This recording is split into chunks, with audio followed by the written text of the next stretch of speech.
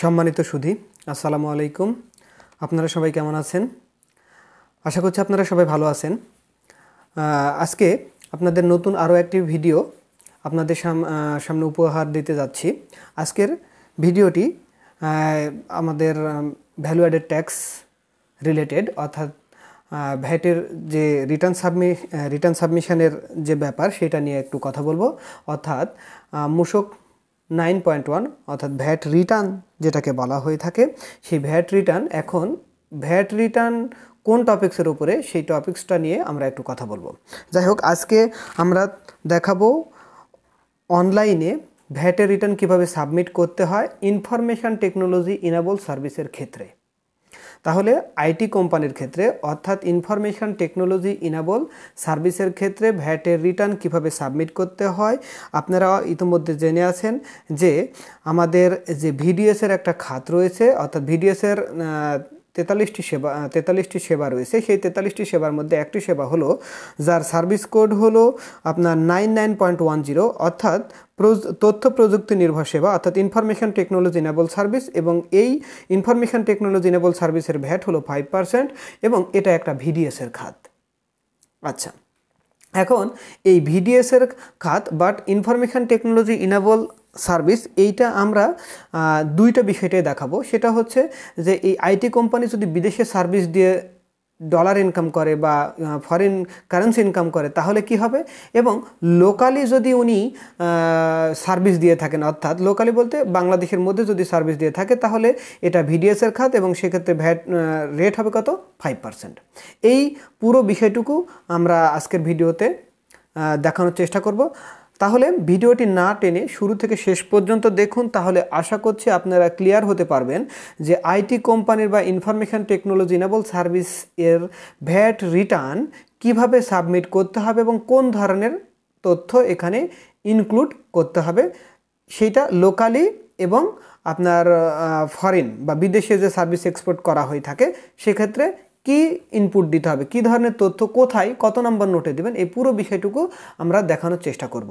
তবে আরেকটু বলে নিই, যেমন বাংলাদেশ থেকে কিছু গুডস অ্যান্ড সার্ভিস যেমন বিদেশে এক্সপোর্ট করা হয়, অনুরূপভাবে সার্ভিসও কিন্তু বিদেশে এক্সপোর্ট করা হয়। আপনারা ইতোমধ্যে জেনে আছেন যে বিদেশে যখন গুডস এক্সপোর্ট করা হয়, অর্থাৎ ফরেন রেমিটেন্স বা ফরেন কারেন্সি ইনকাম করা হয়, সে সকল প্রতিষ্ঠানের ক্ষেত্রে ভ্যাট রেট হলো জিরো, অর্থাৎ সেলস ভ্যাট হলো 0, যেটাকে বলা হয় আমরা ডিরেক্টলি যে এক্সপোর্টগুলো করে থাকি সেটার ক্ষেত্রে আমাদের ভ্যাট রেট কত? 0। তাহলে আইটি কোম্পানি যদি বিদেশে সার্ভিস এক্সপোর্ট করে থাকে তাহলে সার্ভিস এক্সপোর্ট মানে কি, সার্ভিস প্রোভাইড করে উনি যদি রেমিটেন্স ইনকাম করে থাকেন তাহলে এই আইটি কোম্পানির ক্ষেত্রে ভ্যাট কী হবে? 0 হবে, অর্থাৎ ডিরেক্ট এক্সপোর্ট হিসেবে সেটাকে ট্রিট হয়ে থাকে। এখন তাহলে আমরা দেখব যে আইটি কোম্পানির অর্থাৎ ইনফরমেশন টেকনোলজি ইনেবল সার্ভিসের আওতায় যে সকল কোম্পানি নিবন্ধন নিয়েছেন ওই সকল কোম্পানির ভ্যাট রিটার্ন কিভাবে সাবমিট করতে হবে, কোন ধরনের তথ্য কত নম্বর নোটে ইনক্লুড করতে হবে সেই বিষয়টুকু দেখব। তাহলে চলুন কথা না বাড়িয়ে আমরা আমাদের মূল আলোচনায় চলে যাই।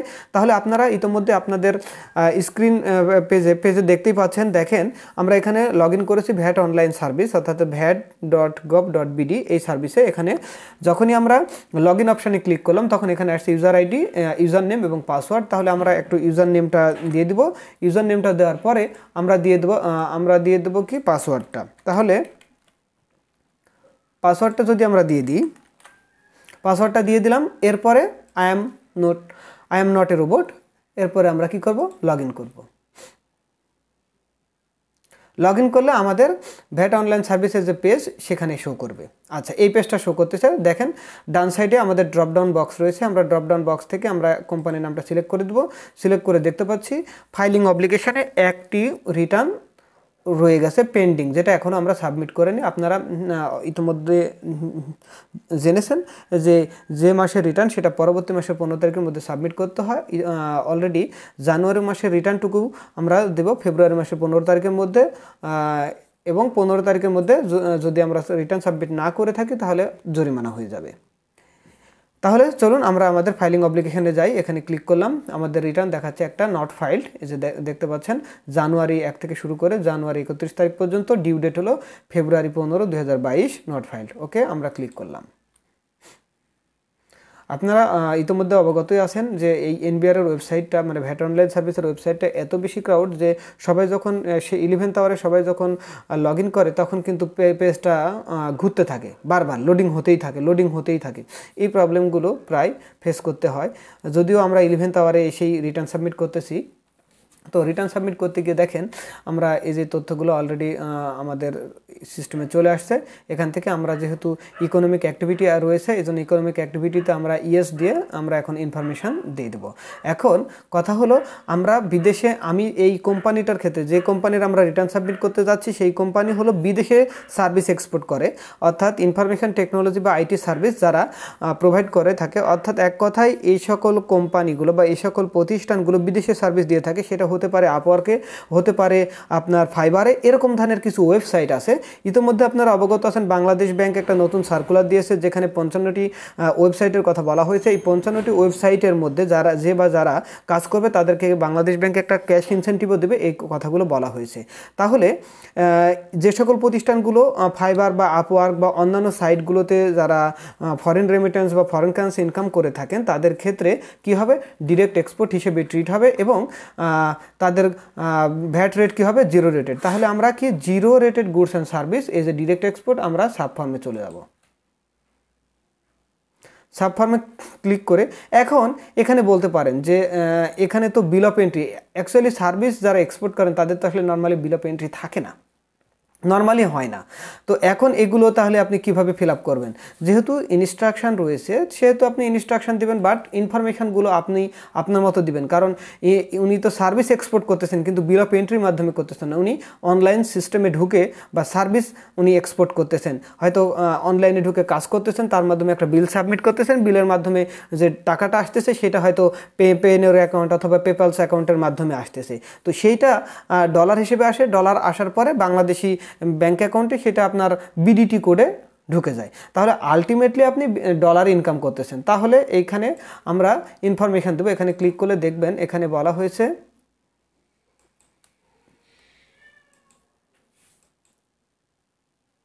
এই যে আমাদের বিল অফ এন্ট্রি যে ইনফরমেশানগুলো এখানে বলা হয়েছে। তাহলে আমরা বিল অফ এন্ট্রির, আমার তো বিল অফ এন্ট্রি নেই, আমরা তাহলে কি দেব? আমরা তাহলে বেসিক্যালি আমরা দেব আমাদের যে ইনভয়েস নাম্বার রয়েছে সেই ইনভয়েস নাম্বারটুকু আমরা এখানে সিস্টেমে দিয়ে দেবো। কারণ আমাদের আলটিমেট গোলটা হলো আমাদেরকে ভ্যাট রিটার্ন সাবমিট করতে হবে, এনিহাউ ভ্যাট রিটার্ন সাবমিট করতে হবে। তো ভ্যাট রিটার্ন সাবমিট না করলে 10,000 টাকা জরিমানা হবে। এবং আপনার তো এই তথ্য নাই, আপনার কাছে অ্যাকচুয়াল যে তথ্য আছে, যদিও আমি ইলিগাল বলবো না, আপনার কাছে যে তথ্যগুলো আছে সেই তথ্যগুলোই আপনি এখানে দিয়ে দেবেন। যেটা আপনার জন্য প্রযোজ্য না সেটা তো আপনি নট অ্যাপ্লিকেবল দিতেই পারেন।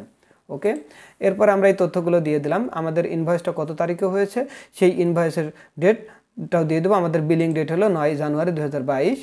তাহলে আমরা এখানে দিয়ে দিব জানুয়ারি মাসের হলো 9 তারিখ দিয়ে দিলাম।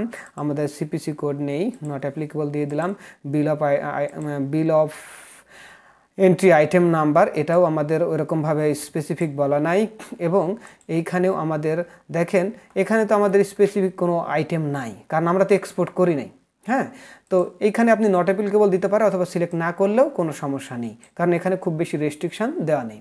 ওকে, তাহলে আমরা আমাদের কি সার্ভিস, আমরা অনলাইনে যে অ্যাডভার্টাইজমেন্ট শো করি বিভিন্ন আমাদের কোম্পানির ওয়েবসাইটে হতে পারে অথবা আপওয়ার্ক বা ফাইবারে, সেখান থেকে আমরা এই তথ্যগুলো আমরা কী সার্ভিস দিচ্ছি সেটা এখানে বলে দেব। এবং এখান থেকে আমরা গুডস অ্যান্ড সার্ভিস সিলেক্ট করে দিব। আমাদের প্রতিষ্ঠান যেহেতু সার্ভিস, আমরা বলে দিলাম সার্ভিস।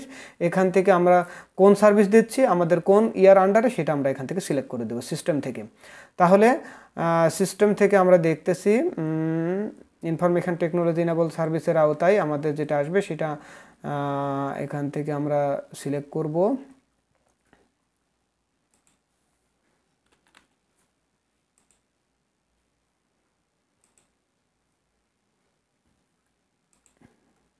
ওকে, আমরা সার্ভিস সিলেক্ট করি, এরপরে সার্ভিস কোড। এখন এখান থেকে আসছে এই যে আমাদের সার্ভিস কোড হলো 99.10 অর্থাৎ ইনফরমেশন টেকনোলজি ইনেবল সার্ভিস। আমরা এখানে সিলেক্ট করে দিলাম। এখন এইখানে আমাদের অ্যাসেসেবল ভ্যালু কত, আমাদের যে যে টাকাটা আমাদের বিডিটি হিসেবে আসছে সেটা আমরা ওই একইভাবে, যদিও এটার উপর কোনো ভ্যাট ইম্পোজ হবে না, আমরা আমাদের তথ্যগুলো অর্থাৎ বিডিটিতে ওই যে ডলারটা ঢুকছে সেটা বিডিটিতে কনভার্ট করার পরে কত ঢুকছে সেই ফিগারটা আমরা এখানে বলে দেবো। তাহলে আমরা যেটা দিয়েছি আমাদের আমরা বিল করেছিলাম $1985 অর্থাৎ $1985। এর মধ্যে থেকে আমাদের কিছু ব্যাংক কিছু প্রসেসিং চার্জ কেটে নেয়, সেই প্রসেসিং চার্জ বাদ দিয়ে আমাদের যেটা হয়েছে সেটা আমরা একটু দেখব। আমরা প্রসেসিং চার্জ বাদে আমরা যে ফিগারটা পেয়েছি সেখানে আমাদের বিডিটিতে কনভার্ট করার পরে আমাদের আসছে 166,718.41। আমরা এই ফিগারটা দিয়ে দেবো। আমাদের এটাই হলো ভ্যাট বেস ভ্যালু। আলটিমেটলি আমরা এটাই বলে দিব 166,718.41। ওকে, আমাদের এসডি নাই, ভ্যাট নেই, এআইটিও নেই, কোনো কিছু নেই, শুধু এইখানে আমরা একটা রেফারেন্স দিয়ে দেবো যে আমরা টোটাল বিল করেছিলাম কত, সেখান থেকে প্রসেসিং চার্জ বাদে কত পেয়েছি। আমরা এখানে ইউএসডি কত এইখানে আমরা সিলেক্ট করে দেবো, অর্থাৎ আমাদের ইউএসডি আসার কথা ছিল 1985, অর্থাৎ 1985.24। সেখান থেকে আমাদের প্রসেসিং চার্জ লেস ডিডাকশান, যেটা প্রসেসিং চার্জ কাটার পরে আমরা পেয়েছি কত, আমরা পেয়েছি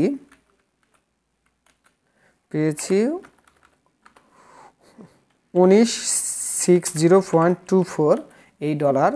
আমরা আমাদের রেট কত এই মাসে, আমাদের রেটে যে রেটে কনভার্ট হয়ে আসছে আমরা কোনো ডিফারেন্স করব না, আমরা জাস্ট যে রেটে পেয়েছি সেই রেটটা আমরা দিয়ে দিতে পারি। তবে নর্মালি অনেক সময় অ্যাভারেজ রেট একটা বাংলাদেশ ব্যাংক অথবা কাস্টমস থেকে একটা রেট করা হয়ে থাকে, সেখানে সেই রেটও দিতে পারেন।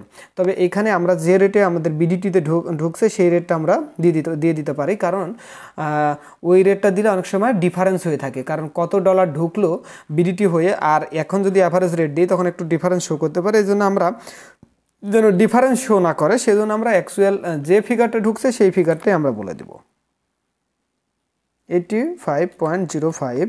ওকে, এখান থেকে আমাদের কিছু ইনফরমেশন লাগে, যে ইনফরমেশনগুলো আমরা এখান থেকে আমাদের বিলিং অ্যাড্রেস, রেফারেন্স, এই জিনিসগুলো আমরা এখান থেকে একটু বলে দিব।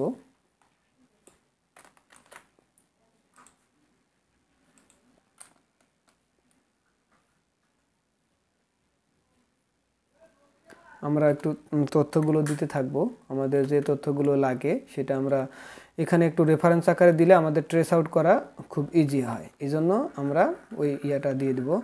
আমাদের দিয়ে দিলাম, এরপরে আমরা আমাদের ইয়াটা দিয়ে দিলাম, তারপরে আমাদের যে ইনফরমেশনগুলো যেটা দরকার, আমাদের রেফারেন্স নাম্বার, কারণ আমরা তো অ্যাটাচমেন্ট দিয়ে দিব। এখন রেফারেন্স নাম্বার হিসেবে আমরা এটা দিয়ে দিতে পারি। তাহলে আমরা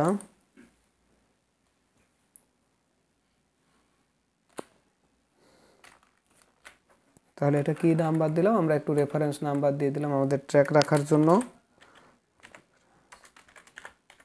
রেফারেন্স নাম্বারটা আমরা মেনশন করে দিলাম। এরপরে আমরা দিয়ে দিব রেফারেন্স আইডি।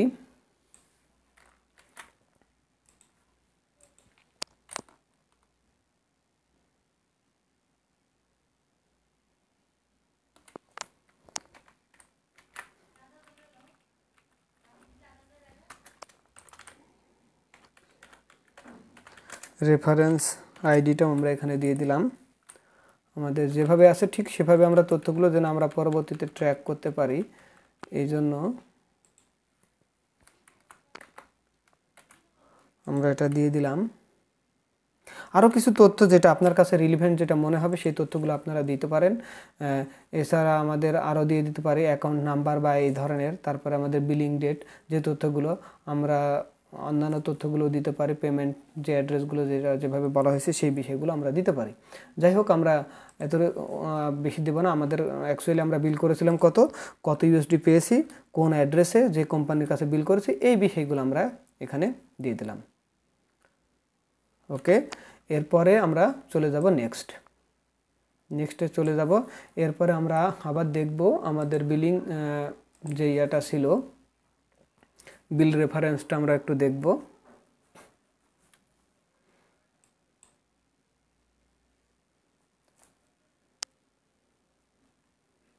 এখানে যখন বিল করা হয়েছে তখন ওনাদের একটা নাম্বার দিয়েছে এখানে।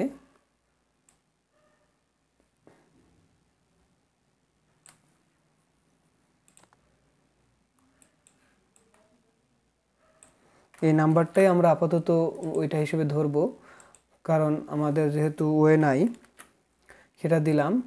এবং আমরা দিয়ে দেখব বিলটা কত তারিখে দেওয়া হয়েছে। বিল ডেট হলো আমাদের দেওয়া হয়েছে 18 তারিখে, আমরা দিয়ে দিলাম 18 জানুয়ারি। 18 জানুয়ারি। ওকে, এগুলো আমার জন্য not applicable. Bill of entry আমার নাই, বিল অফ এন্ট্রি আইটেম। তারপরে আমরা দিয়ে দেবো সিপিসি, এই অপশানটুকু আমাদের নট অ্যাপ্লিকেবল দিলেও সমস্যা নাই, না দিলেও কোনো প্রবলেম নেই, কারণ এটা কম্পালসারি না, কারণ আমি এখন সার্ভিস এক্সপোর্ট করেছি। তো সার্ভিস এক্সপোর্ট করলে ডেফিনেটলি আপনার বিল অফ এন্ট্রির মাধ্যমে হয় না, জাস্ট আমি বিদেশে সার্ভিস প্রোভাইড করতেছি। তাহলে এটা আমরা দিয়ে দিলাম।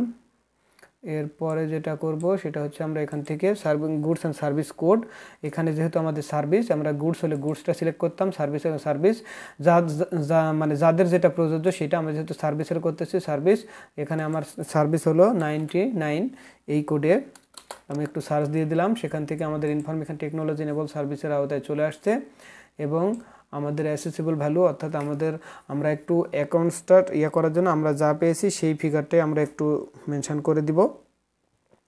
তাহলে আমরা এখানে আমাদের যে ফিগারটা আমরা পেয়েছি 92,279.25, এই ফিগারটাই আমরা কোনো ডিফারেন্সিয়েট শো করব না, ডিফারেন্স যেন না হয়। 92,279.25। যেহেতু আমরা সার্ভিস এক্সপোর্ট করতেছি, আমাদের এসডি নাই, আমাদের ভ্যাট নাই, আমাদের এআইটি নক, এই বিষয়গুলো নাই। এখন আমরা বিল করেছিলাম কত আর অ্যাকচুয়ালি পেয়েছি কত। আমাদের সবসময় আমরা যে বিল করে থাকি সেখান থেকে আমাদের যে বিলিং যে ক্লায়েন্ট উনি আমাদের এক্সাক্ট ওই ফিগারটাই দিয়ে থাকেন, কিন্তু প্রবলেমটা হয় কোথায়? প্রবলেমটা হয় যে আমাদের যে বিলিং যে ব্যাংক, উনি প্রসেসিং চার্জ বাবদ মিনিমাম $10 থেকে $20 কেটে নিয়ে রিমেইনিং যে ডলারটা পাওয়ার কথা সেটা আমাদের অ্যাকাউন্টে ট্রান্সফার করে দিয়ে থাকেন। যেমন আমাদের এখানে 1095 এই ডলারটা আমরা বিল করে দিছি, কিন্তু আমরা নর্মালি পেয়েছি 1060, এরকম একটা ফিগার আমরা পেয়েছি। আচ্ছা, তাহলে আমরা এখান থেকে একটা জিনিস কপি করে নিলাম, তাহলে আমরা এখানে বসাই দেব। তাহলে আমরা কি পাবো? আমরা পেয়ে যাব, আমরা এখান থেকে জাস্ট ট্র্যাক রাখার জন্য এই যে আমরা ইউএসডি কত, আমরা ইউএসডি করেছিলাম 1085 ডলার আমরা বিল করেছিলাম, সরি 1095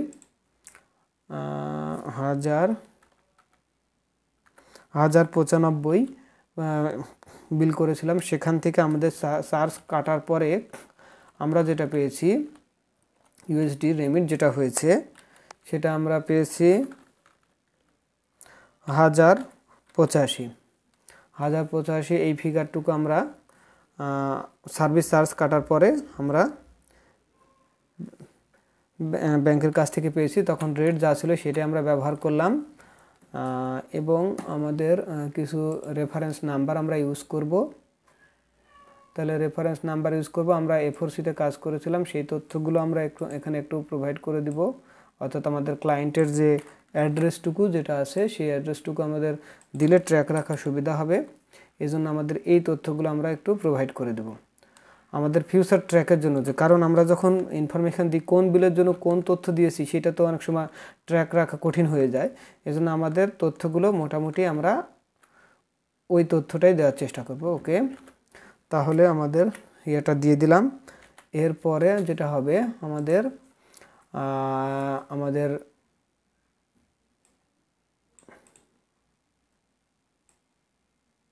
আমরা বিলিং রেফারেন্সটাও এখানে আমরা অ্যাড করে দিব।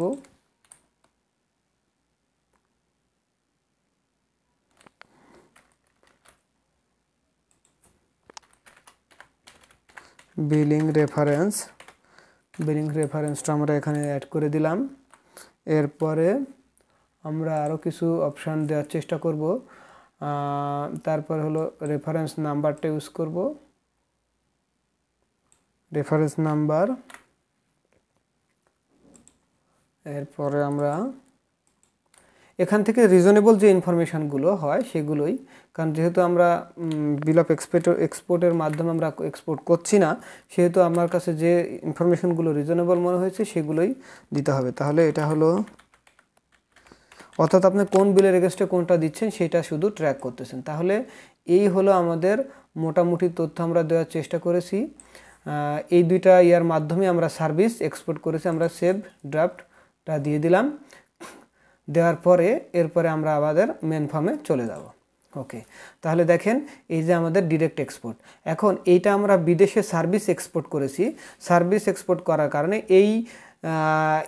এই বিডিটির সমপরিমাণ ইউএসডি আমরা বিল করেছিলাম, সমপরিমাণ টাকা আমাদেরকে দিয়ে দিছে। আমরা সেই বিডিটিতেই আমরা রিটার্ন প্রিপারেশান করলাম। ওকে, কিন্তু যদি এমন হয়ে থাকে ওই প্রতিষ্ঠান যদি আমাদের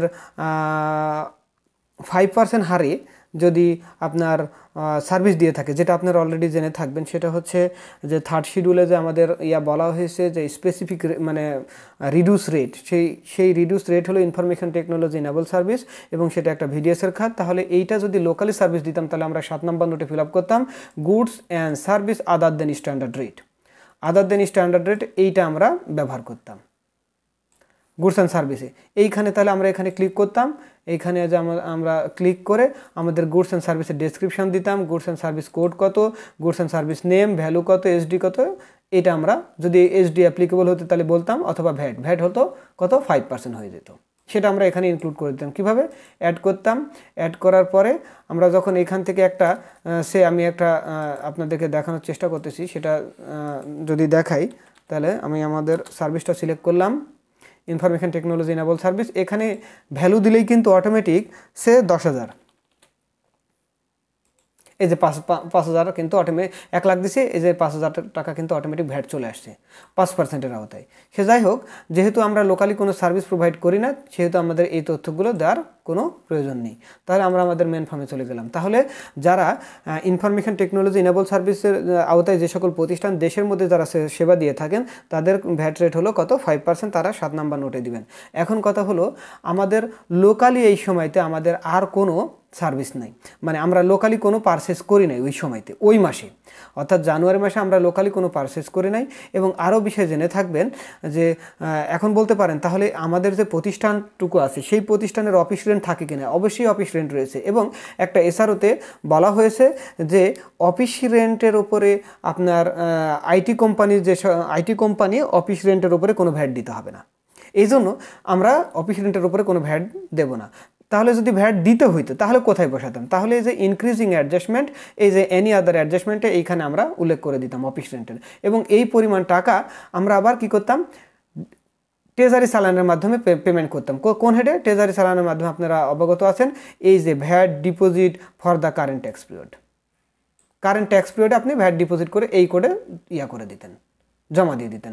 তাহলে এইটা হলো আমাদের ইনফরমেশন টেকনোলজি ইনেবল সার্ভিস, অর্থাৎ আইটি কোম্পানি। আমরা জানি যে গুডসের মতো সার্ভিসও বিদেশে এক্সপোর্ট করা হয়। সেই সার্ভিসের মাধ্যমে যদি আপনি ফরেন রেমিটেন্স ইনকাম করেন এবং ব্যাংকিং চ্যানেলে যদি বৈধ ব্যাংকিং চ্যানেলে যদি আপনার টাকা বা ফরেন কারেন্সি আসে তাহলে এটার উপরে কোনো ভ্যাট নেই। ভ্যাট রেট কত? 0। তো সেহেতু আমাদের ভ্যাট রেট 0, আমরা সার্ভিস এক্সপোর্ট করেছি, তো সেইটা আমরা বসাই দিলাম। যদি দেশের মধ্যে সার্ভিস দিতাম তাহলে 7 নাম্বার নোটে। এবং আমরা যদি লোকালি যদি পারচেস করে থাকি কোনো কিছু, তাহলে আমরা যেহেতু আমাদের প্রতিষ্ঠানের যেহেতু ভ্যাট রেট 0, তো সেহেতু আমরা কোনো রিবেট নিব না বা রিবেট নেওয়ার কোনো স্কোপ এখানে নেই। যেহেতু নতুন কোনো ভ্যাট দিচ্ছি না, তাহলে আমরা লোকালে যদি কোনো কিছু পারচেস করতাম তাহলে আমরা কোথায় দিতাম? 21 নম্বর নোটে। 21 নম্বর নোটে, এবং লোকালি পারচেস করলে সেটার উপরে যে ভ্যাট যদি কেটে রাখতো বা ভ্যাট দিতে হতো, সেটা আমরা ইনক্রিজিং ডিক্রিজিং অ্যাডজাস্টমেন্ট দিয়ে দিতাম। যে আমরা যদি প্রোভাইড করতাম ভ্যাটের টাকা, তাহলে ওনারা আমাদেরকে আবার কি দিত? 6.6 দিত। সেটা দিয়ে আমরা একবার ইনক্রিজিং অ্যাডজাস্টমেন্ট, এবার ডিক্রিজিং অ্যাডজাস্টমেন্ট দিয়ে আমরা মোটামুটি অ্যাডজাস্ট করে দিতাম। সে যাই হোক, আমাদের যেহেতু অন্যান্য কোনো ওই মাসে কোনো খরচ নেই, সেজন্য আমরা আর কোনো তথ্য ফিল আপ করলাম না ফিল আপ করে আমরা শুধুমাত্র এখন কি করব? আমাদের যে ডকুমেন্টসগুলো অ্যাটাচ করার কথা সেটা অ্যাটাচ করব। ওকে, এটা এখানে আমরা করলাম। এরপরে আমরা সেভ ড্রাফট দিলাম। এরপরে যেটা করব, আমাদের চলে যাব আমাদের অ্যাটাচমেন্টে। ওকে, অ্যাটাচমেন্টে গেলাম। অ্যাটাচমেন্টে যাওয়ার পরে আমরা কি অ্যাটাচমেন্ট দিচ্ছি সেটা আমাদের এখানে বলে দিতে হবে। ওকে, তাহলে আমাদের যেহেতু 6.1 বা 6.2.1 বা 6.6, 6.10, 6.7, 6.8 এগুলো নাই, তাহলে আমরা কি দেবো? Any other is adjustment. এটাতে একটা ক্লিক করব এবং এখানে আগে ডিটেলস দেই। ডিটেলস দেওয়ার পরে এখানে আমরা অ্যাড বাটনে ক্লিক করব। ক্লিক করার পরে আমরা আমাদের মূল ইয়েতে চলে যাব। আমাদের যে ডকুমেন্টস যেখানে আছে সেখানে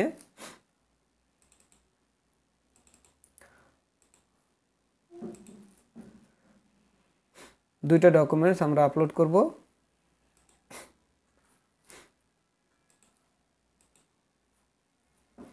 দুইটা ডকুমেন্টস আমরা আপলোড করলাম।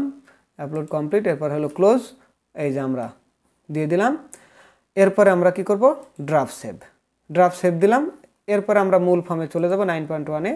তাহলে দেখেন, আমরা পুরোপুরি মোটামুটি একটা বিষয়টা দেখানোর চেষ্টা করেছি যে ইনফরমেশন টেকনোলজি ইনেবল সার্ভিসের আওতায় যে সকল প্রতিষ্ঠান রেজিস্ট্রেশন নিয়েছেন, অর্থাৎ আপনার আইটি কোম্পানি নিবন্ধন নিয়েছেন, তারা যদি দেশের মধ্যে সার্ভিস প্রোভাইড করে থাকেন, তাদের ভ্যাট রেট হলো কত? 5%, এবং এটা একটা ভিডিএসের খাত। তাহলে যে সকল প্রতিষ্ঠানকে সার্ভিস প্রোভাইড করবেন সেটা যদি লিমিটেড কোম্পানি হয়ে থাকে এবং ভিডিএস অথরিটি হয়ে থাকে, তাহলে আপনার কাছ থেকে এই পরিমাণ টাকা তারা ভিডিএস করবে। অর্থাৎ আপনি সার্ভিস প্রোভাইড করলেন, আপনি 6.3 দিলেন, তাহলে ওনারা কি করবে? লিমিটেড কোম্পানি, আপনিও লিমিটেড কোম্পানি, উনিও লিমিটেড কোম্পানি, যিনি সার্ভিস রিসিভ করবেন উনি ভিডিএসটা কেটে ওনার গভর্নমেন্ট ট্রেজারিতে জমা দিবেন এবং উনি আপনাকে 6.6 দিবে। 6.6-এর মাধ্যমে আপনি ভিডিএসটা কি করবেন? ডিক্রিজিং অ্যাডজাস্টমেন্ট করবেন যদি লোকালি সার্ভিস প্রোভাইড করে থাকেন। কিন্তু যদি এই ধরনের কোম্পানিগুলো যদি বিদেশে যে ওয়েবসাইটগুলোতে কাজ করলে যে রেমিটেন্স ইনকাম করা যায়, সেটা আপওয়ার্ক হতে পারে, ফাইবার হতে পারে, এরকম অনেকগুলো ওয়েবসাইটে রয়েছে যেখানে বাংলাদেশ ব্যাংক স্বীকৃতি দিয়েছে যে এই ধরনের কোম্পানিগুলো। এছাড়াও আপনারা জেনে থাকবেন এই যে আইটি কোম্পানিগুলো সার্ভিস তারা এক্সপোর্ট করতে পারে, অর্থাৎ আইটি ব্যবহার করে। এবং ইনকাম ট্যাক্সের ক্ষেত্রেও তাদের একটা অব্যাহতির যে ব্যাপারগুলো রয়েছে, মোটামুটি প্রায় 2024 সাল পর্যন্ত একটা এক্সামশন দেওয়া রয়েছে যেটার উপরে কোনো ট্যাক্স নেই।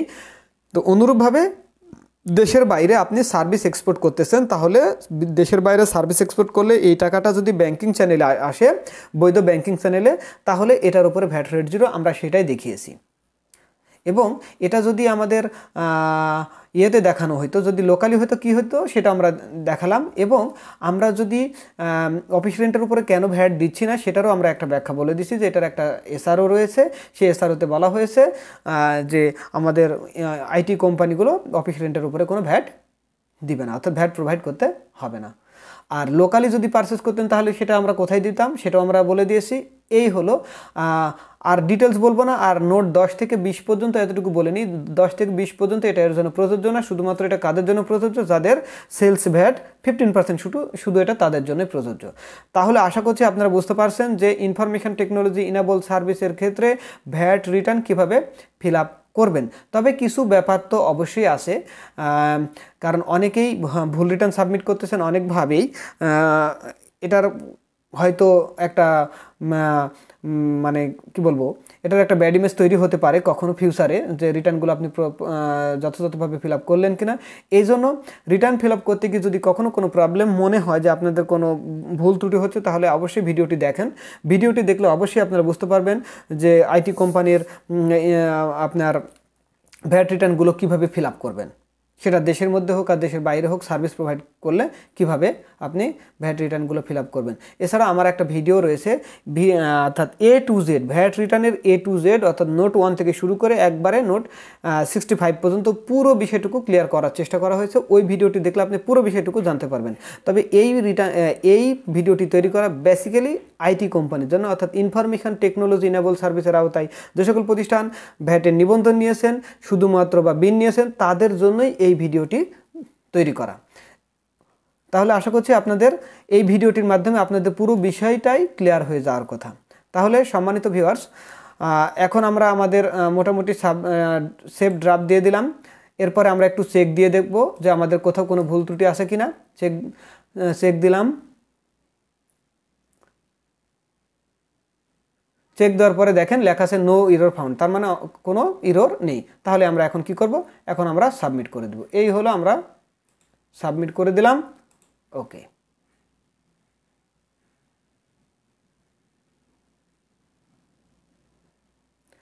তাহলে সাবমিট করার পরে আমাদের একটা সাবমিশন আইডি দিয়ে দিবে। এই যে আমাদের সাবমিশন আইডিটা দিয়ে দিছে, এটা আমরা জাস্ট আমাদের ফিউচারে সংরক্ষণ করার জন্য আমরা একটু সংরক্ষণ করে রাখবো, এই আর কি। তাহলে সম্মানিত ভিউয়ার্স, আশা করছি আপনারা বুঝতে পারছেন যে আইটি কোম্পানির ভ্যাট রিটার্ন কীভাবে সাবমিট করতে হয়। এরকমভাবে প্রতিনিয়তই আমরা চেষ্টা করব প্রত্যেকটা প্রতিষ্ঠানের ভ্যাট রিটার্ন কীভাবে আপনি তৈরি করবেন। প্রত্যেকটা প্রতিষ্ঠান নর্মালি গুডস অ্যান্ড সার্ভিসেসের উপর আলাদাভাবে যে রিটার্নগুলো সাবমিট করতে হয়, যে এক্সপোর্ট ওরিয়েন্টেড কোম্পানির ক্ষেত্রে কেমন হবে, গার্মেন্টসের ক্ষেত্রে কেমন হবে, এসি রেস্টুরেন্টের ক্ষেত্রে কেমন হবে, এরকম প্রত্যেকটা সার্ভিসের উপরে বা গুডসের উপরে অর্থাৎ প্রত্যেকটা প্রতিষ্ঠানের ক্ষেত্রে আলাদাভাবে আমরা ভ্যাট রিটার্ন তৈরি করে আপনাদের সামনে প্রেজেন্ট করার চেষ্টা করব। তাহলে কি হবে, আপনাদের পুরো বিষয়টুকু ক্লিয়ার হয়ে যাবে। তাহলে সম্মানিত ভিউয়ার্স, আজকে এ পর্যন্তই। সবাই ভালো থাকবেন, সুস্থ থাকবেন এবং শেষ পর্যন্ত আরেকবার বলে নিই, যারা এখনও আমার চ্যানেলটিকে সাবস্ক্রাইব করে নাই তাহলে তারা অবশ্যই চ্যানেলটিকে সাবস্ক্রাইব করে নেবেন। সবাই ভালো থাকবেন, সুস্থ থাকবেন এই প্রত্যাশায়। আসসালামু আলাইকুম।